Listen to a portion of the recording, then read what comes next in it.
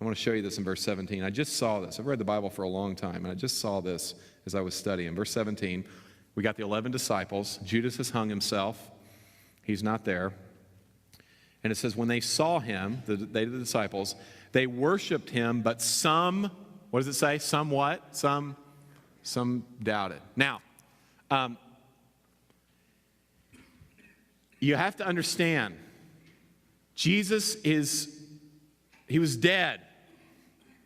Dead. Really dead. And now he's alive. And he's standing before them.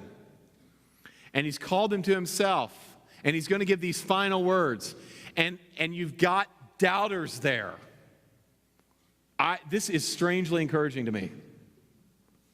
I mean, have you ever said something like this? If I could just see Jesus, if I could just see a miracle, then I would be fine. No, you wouldn't.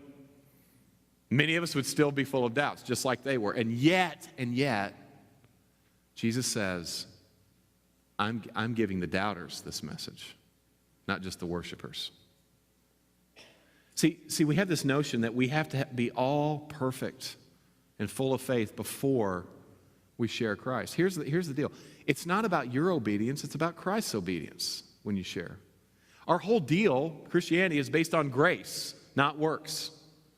So why do you think you got to be at this certain level before God uses you? The whole notion of our faith is God uses people in spite of themselves, not because of their greatness.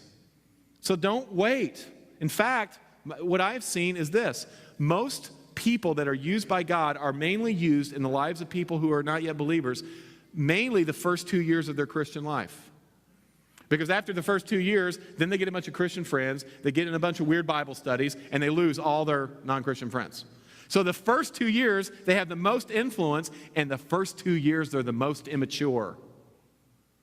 So God wants to use you. Lose your excuse on that. Some of you are like, well, whose authority do I have? I mean, who am I? I mean, okay, I'm not perfect, but whose authority am I going out underneath? Look in verse 18. Jesus came and said to them, all authority in heaven and on earth has been given to me.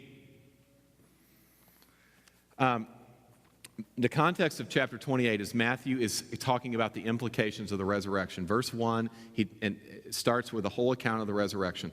So this great commission that we're getting ready to get into, that's Matthew saying this is a result of a dead guy getting out of a grave. Okay? So when the dead guy gets out of the grave, he wins. Winning, okay? He wins. He wins. And what Matthew is saying is, that's the guy with the authority. That's the guy with the authority.